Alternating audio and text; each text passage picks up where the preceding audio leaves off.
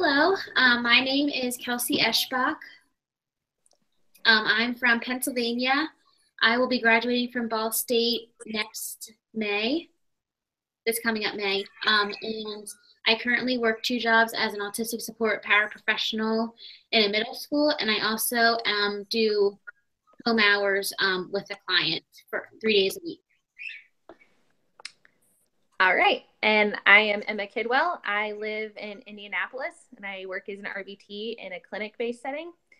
I plan to graduate not this next May, but the May after. Okay, I am Reagan Roberts. I live in Indianapolis, Indiana as well, and I also work as an RBT at an early intervention clinic here in Indy. And my name is Kristen Rooney. I live in Virginia Beach, Virginia, and I work as a special ed teacher, and I work with kids who have autism and other mental health disorders. Hi, I am Carrie Shang, and I am from Indianapolis, Indiana also. I am a stay-at-home mom, and I'm hoping to graduate in the spring of 2019.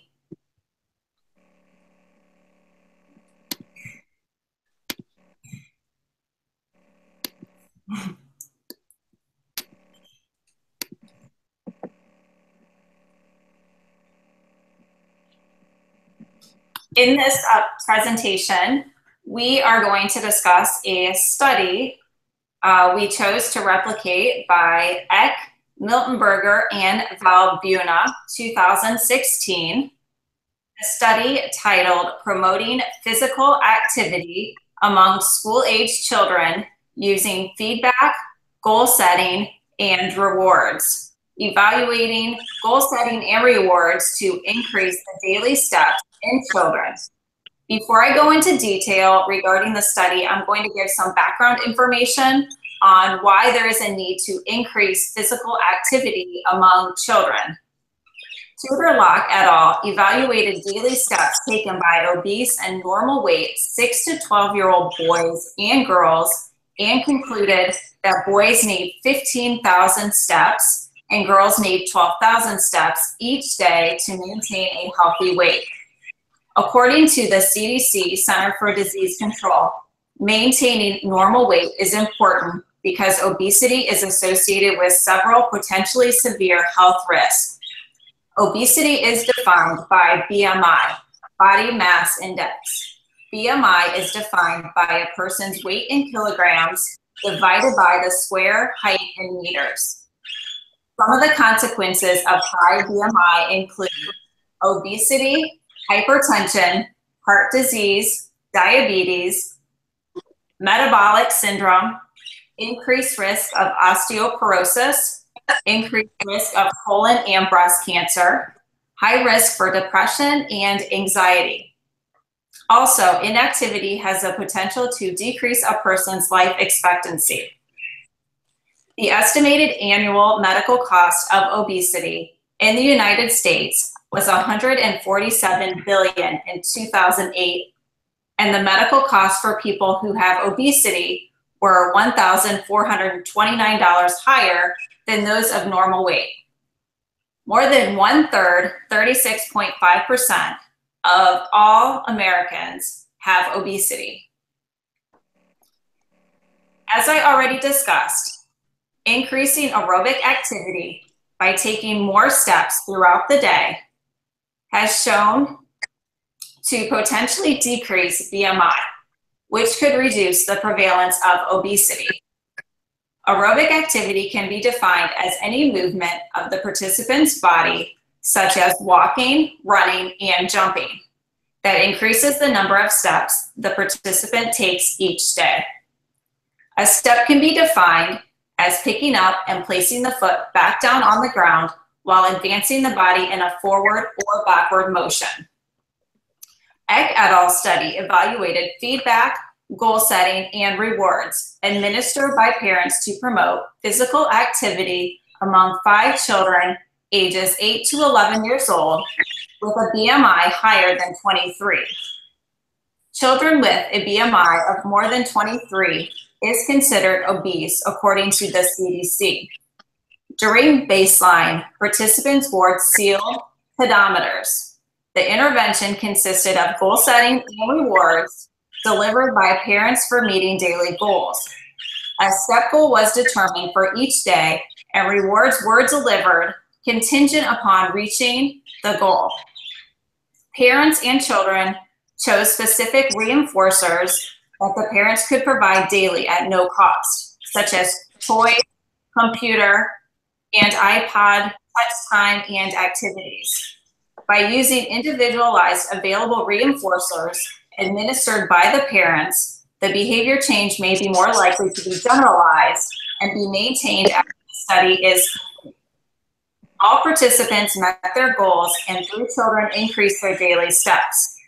3 children who received a second intervention, consisting of the addition of a daily text or phone call from the researcher to check progress towards the goal, increased their steps further. 2 children participated in maintenance, and both maintained their increased steps. During all phases, pedometer data was collected in all settings throughout the day. Goal setting, contract preparation, pedometer checks, and delivery of rewards occurred in the home. The results of the et al. 2016 study indicated that an intervention for increasing children's exercise habits, in which parents were required to deliver rewards to their children for reaching a specific step count, can be somewhat effective. The purpose of this study is to show that an increase in aerobic activity, walking and running, is obtainable by replicating the study Eck and al. 2016 with adult female graduate students. Goal setting and positive reinforcement was utilized to effectively increase participant steps. In this replication study, Emma used a Fitbit charged to tracking device. Kelsey and Reagan used a Series 1 Apple Watch. Kristen and myself used an iPhone tracking app. Google Docs were used to document daily steps and data, as well as to compose graphs to visually display trends in daily steps. So for our data collection system, data was collected using iPhone tracking devices, Apple Watches, and Fitbits. Tracking devices were worn on the participant's wrist if it was a watch or a Fitbit, or it stayed in the participant's pocket since it was on an iPhone app. This counted their steps based on their movement. Used to input each participant's daily steps, and graphs were generated from those tables that were in the Google Doc. Participant used a secondary tracking device, like a pedometer or a second iPhone app, etc., to serve as a secondary observer. The discrepancy between the 2 devices, the average of the 2 readings was used, and then the device will then be recalibrated. In this study, each participant set a goal to achieve every day to receive reinforcement. For our study replication, the goal is determined by taking the average of baseline steps and then rounding it to the nearest 1/2,000. An example, I had 10 days in baseline, so the total steps in baseline was 71,413. The number of days, which is 10, which gave me a little over 7,000, down to 7,000 steps per day.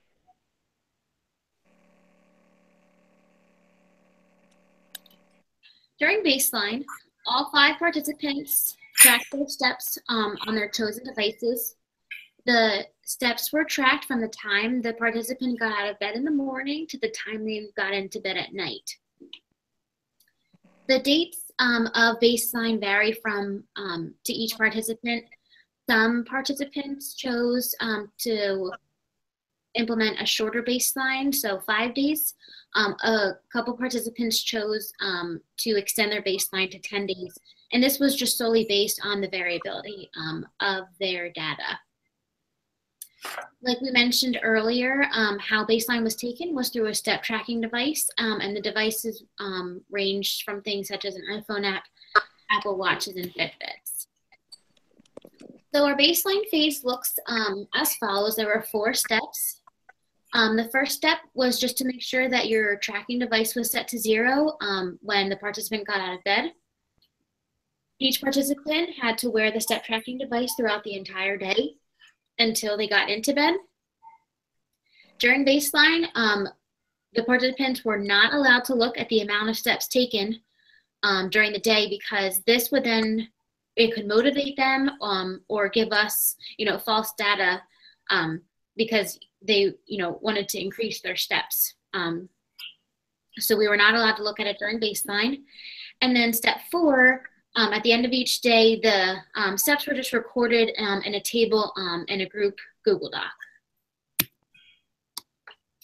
During our intervention phase, we took the average of our baseline, like Emma said, rounded to the nearest 1/1000, and then this would constitute our criterion goal.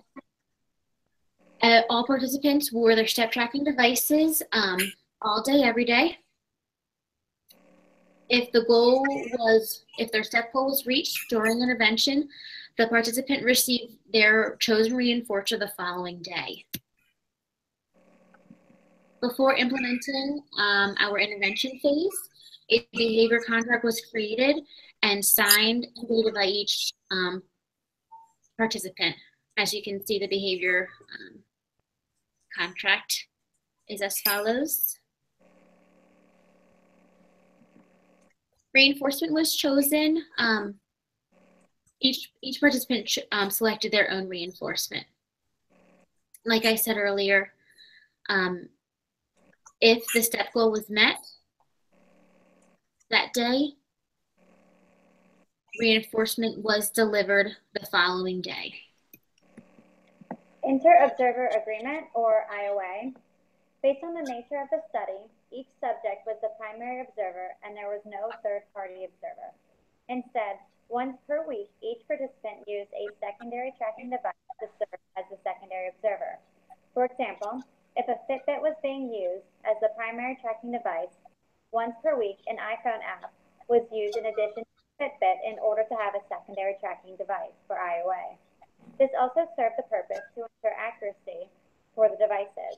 If there was ever an irregularity or discrepancy between the 2 devices, an average of the 2 readings would be used. The following slides are IOA data that was collected. Using Kelsey's table as a model, you can see that IOA data was recorded 1 time per week. We then calculated the smaller count divided by the larger count and multiplied that number by 100 to get the IOA percentage. Kelsey's data showed an IOA percentage of 100%, as did Emma's, myself, Reagan, and Carrie's. Treatment fidelity. Treatment fidelity is defined as the strategies that monitor and enhance the accuracy and consistency of an intervention to ensure it is implemented as planned and that each component is delivered in a comparable manner to all study participants over time. Treatment fidelity for our study. In the beginning, to find the accuracy of our devices, we manually counted the set of steps, either 10 or 15 steps, and then checked our devices for accuracy. After that check, we deemed our devices accurate for the start of intervention. Treatment fidelity was achieved through periodic checks of accuracy of pedometers, and the periodic testing of pedometers led to a high probability of data collection. Documenting steps daily through our Google apps, our Google Docs, and having checking provides everyone the opportunity to keep each other accountable. So as you can see in this table, this is just showing my raw data for the entire study. I was in baseline for 5 days with a pretty stable baseline, so I then went to intervention for the rest of my study. This table is just a nice overview of some important numbers that we analyzed at the end of our study. The average of my steps from baseline to intervention had an increase of 10.10%.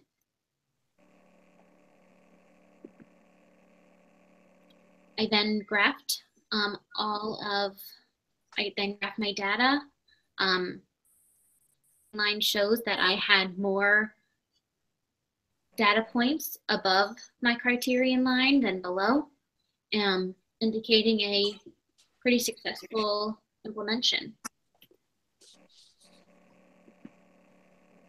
So I measured my baseline data for 5 days. I then decided I would start my intervention phase. Due to considering the behavior being measured, I considered that I had a fairly stable baseline. I did have a large range in the intervention phase, but that could be attributed to a variety of factors, which we will discuss in the limitation section of our presentation. I did have a positive increase of my average number of steps from baseline to intervention. So to me, this proves that my intervention was successful. So this is a table of my raw data. So I also stayed in baseline for 5 days and then continued my intervention for 40 days. Here you can see that on the 3rd day, it was a pretty high number, but other than that, it was fairly stable in my baseline. And then this is a table that shows my average steps in baseline as well as my average steps in intervention. And you can see that I increased by 41%.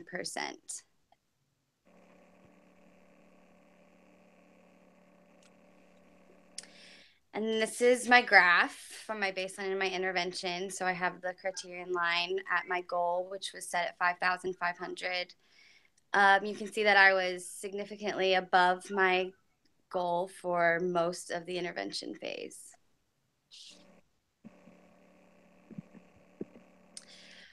I began my study by taking baseline of my number of steps per day for a total of 5 days. And after graphing my data, I determined that although 1 day of steps was much greater than that, overall it was stable enough to begin the intervention process.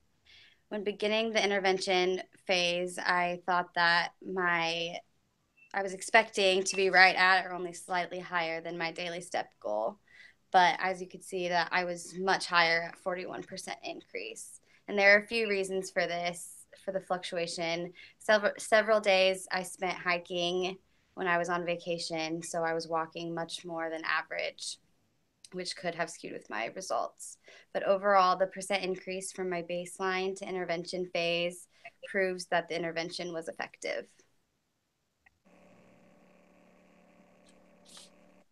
Here is just a sample of my raw data. I stayed in baseline for 10 days because I wasn't confident enough in my first 5 days being stable enough. And then I moved on to the intervention phase. Here you can see that my baseline average was a little over 7,000, and then my intervention average was a little over 9,500, and that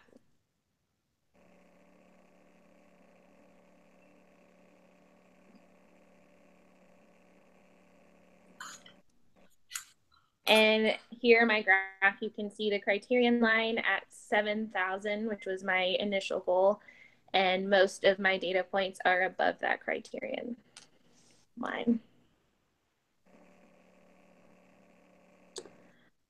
So after taking baseline for 5 days and graphing the data, I wasn't sure if I was stable enough to move on. If you saw the graph, there were a couple of really radically different points, and that is just from one day I had surgery and the other day I hiked a lot. So that would be the reasoning for those weird points. So the study was to increase the physical activity and overall amount of steps taken per day. I found the study to be successful because when I look at the numbers, my daily steps increased from each phase. The total average number of steps increased from baseline, and my goal was met more times than not. At the graph, there is a slight increase in trend, so I would deem that my part of the study is a success for increasing my physical activity. And this is a look at my raw data. As you can see, I had 10 days in baseline, and then I moved into phase 1. And after 13 days in phase 1, I wasn't confident with the increase, so I moved into phase 2, which is an additional amount of prompts. Next on my table, you'll see that my baseline was 7,007.4. And then during my intervention 1 or my phase 1, my increase was 3.32%. So when I moved into phase 2, I ended up having a negative increase, and my average went down to 6,641.31. My total average was 6,904, so my goal of 7,000 was not met. And this is a look at my graph, and if you notice the criterion line, you'll notice there are more points below the criterion line than there are above it. So after 5 days of reporting my baseline data, I graphed it and determined that my baseline was not stable, and so I decided to extend baseline for 5 more days. And after 10 days, I determined that baseline was stable and I was ready for phase 1 of the intervention. During that time, there were some limitations. My work schedule led me to be more stationary, which caused a decrease in my steps. And that, with other responsibilities, I was not confident with my increase of steps, so I moved to phase 2 for additional prompts. During phase 2, my data showed an even more of a fluctuation than expected. That was due to other limitations such as traveling and other work constraints, and it led to a decrease in my baseline data. Overall, it showed that there was negative 0.47 increase, so there was a decrease in my data, and the goal was not met. Based on my results, I would have to say that there is not a functional relationship between providing feedback, rewards, goal setting, or prompts. My data was inconclusive on how the combinations could increase steps per day, and that because there was either increase or decrease in my daily steps, there cannot be a functional relationship. After calculating my overall average of steps per day, and I saw the decrease in my baseline data, it demonstrated a negative increase, and it meant that my goal was not met, nor did my steps increase. Therefore, the intervention for me was not successful. This is my raw data, and as you can see, there are some fluctuations in baseline. However, there was enough stability that I started the intervention phase.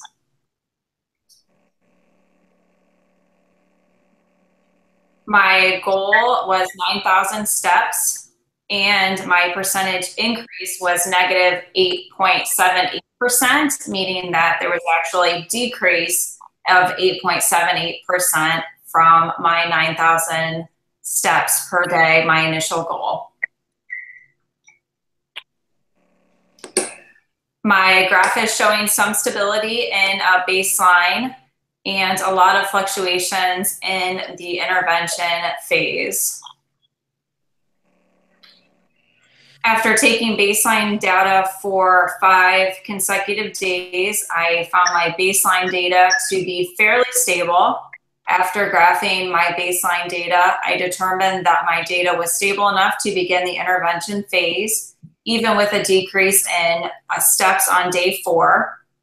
My intervention goal was based on my baseline average. When starting the intervention phase, my steps were above my baseline average. However, with the demands of being a parent to 2 very active little ones and being a competitive mid-distance runner with mileage days that can definitely vary, my steps fluctuated throughout the replication study. Throughout the 49 days of collecting data, there were also some inconsistencies in steps due to my son, who was very ill throughout the semester, causing decrease in steps due to time at the hospital, doctor's visits, and appointments. On days that my steps significantly were increased was due to having a high mileage training day, or where my children were well and very active. On days where my daily steps were decreased or under my baseline average, my son was ill and had a lot of downtime. Overall, my data had a negative 8.78% decrease, demonstrating that my overall goal of 9,000 steps was not met. Based on my results, there is not a functional relationship between providing feedback, rewards, and goal setting, and the intervention for me was not successful. So this table is of our results, and it outlines each individual's average baseline steps, their goal for intervention, as well as their average intervention steps, depicting if their goal was met. It also describes each participant's percentage of IOA based upon the second tracking device used, as described before in the presentation. Some limitations that we ran into when replicating the study were time constraints. So several participants experienced scheduling conflicts that disallowed for accurate step tracking, such as vacations and work and home conflicts, where the device was not used or was inaccurate. Another limitation was the number of participants. We feel if we had more individuals participating in the study, the overall results may have been different and given us a better understanding of a functional relationship between the feedback, goal setting, and rewards and average daily steps. The technology that we used was also not perfect. So actually all of us used a device such as an Apple Watch, a Fitbit, or an iPhone, and all of these require a significant battery charge to operate for a full day. Lastly, we use self-reinforcement rather than having a third party. So feedback and social praise was provided by our group members. However, the person delivering the reinforcement for meeting our daily goal was ourselves. In the original study, the participants' parents delivered the reinforcer, and this third party delivering may have led to success.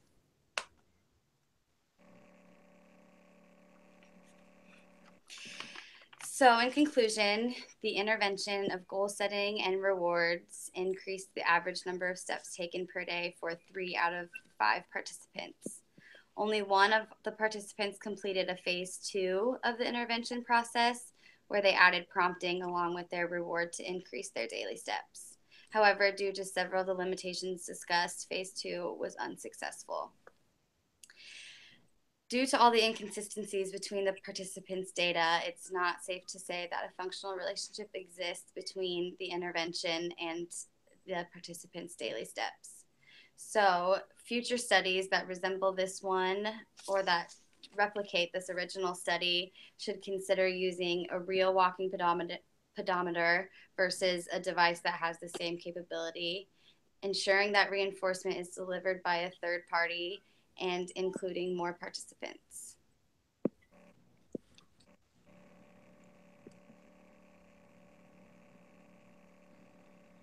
And then here is a list of several of the references we used when completing our study.